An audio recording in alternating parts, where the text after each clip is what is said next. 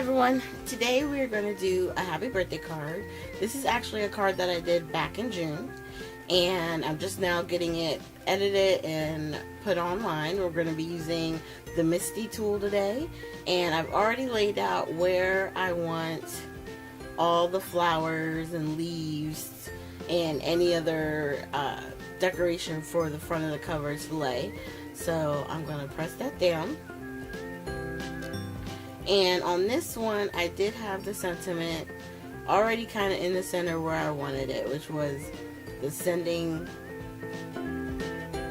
birthday wishes or something like that, sending wishes to you. And I stamped it twice to make sure I got a good solid image. And then I'm going to take the sentiment off and I'll do the other side. But before that, I think I did it twice. I did. So I put in a second sheet just in case. Whenever you're doing cards that you're going to be giving away, if you can make a second one at the same time, then I suggest it, only because at least you still have something that you can look off of and, you know, possibly remake the same card that you did for somebody else, or at least take a picture. Alright, so then once we get that, this will be where we'll take the sending wishes to you off, and I'm going to flip the card, and right here I'm laying it down to see where I need to move everything, how do I need to adjust it to make sure that none of the stamps cover the actual sentiment itself, but yet it covers this other side of the page really well. And I'm just moving, tweaking, deciding where something needed to go so that way we can, you know, get the best look.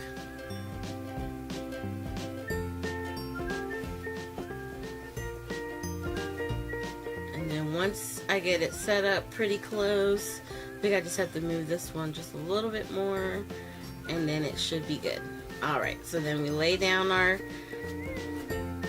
magnet, ink it up with my favorite things. I'm using the hybrid inks. Those are always the easiest for any type of marker coloring, watercoloring, because it's a hybrid ink. You can use it with different kinds. And then ink it up one more time.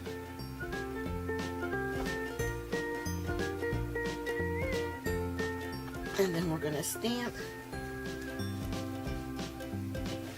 making sure everything is solid. And then we're going to do the same thing with the second card.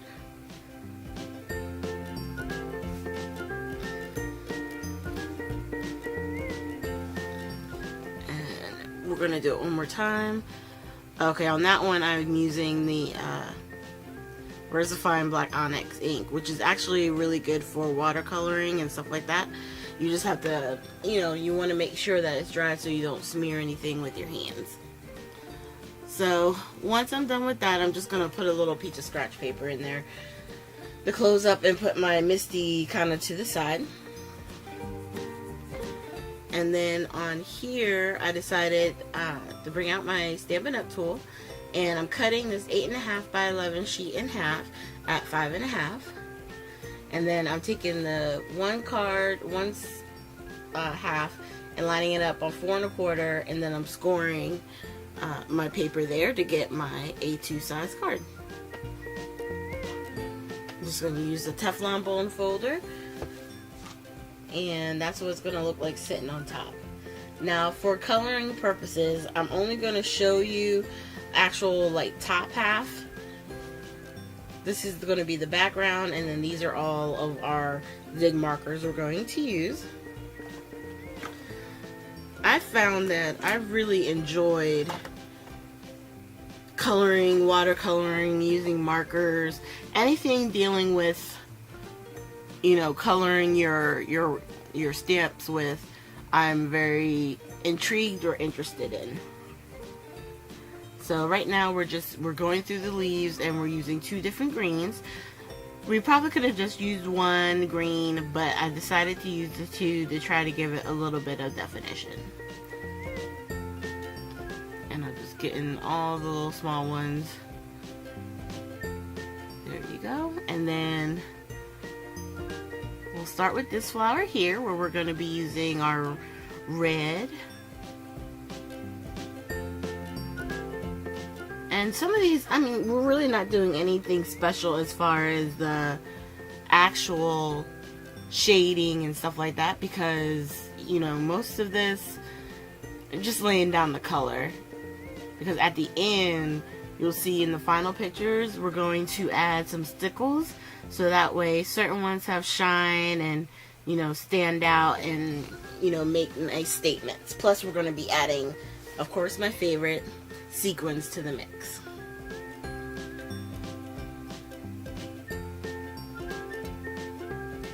Alright, and then just slightly off camera there, I'm just hitting up one of the smaller flowers real quick.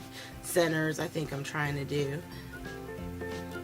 And then I'm gonna pull out my next colors, which are a little bit more pinky, and we're gonna fill in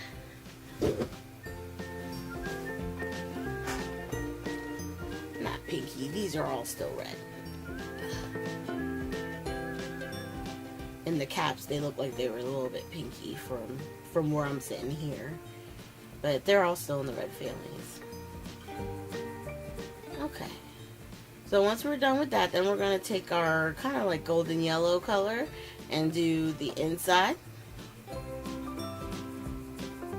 And then we're going to go ahead and color in some of these other flowers that we've laid down. This one has hearts that go along the scalloped edge, and I want to say at the end I go through with the gel pen by Uniball to make them stand out. And if I didn't do the white, then I did the dark, like a dark blue or whatever, so that would have some definition. And then on this one, I'm doing the 3 outlines on each petal. And then I'm going to go through with this other pink one that I have to fill in.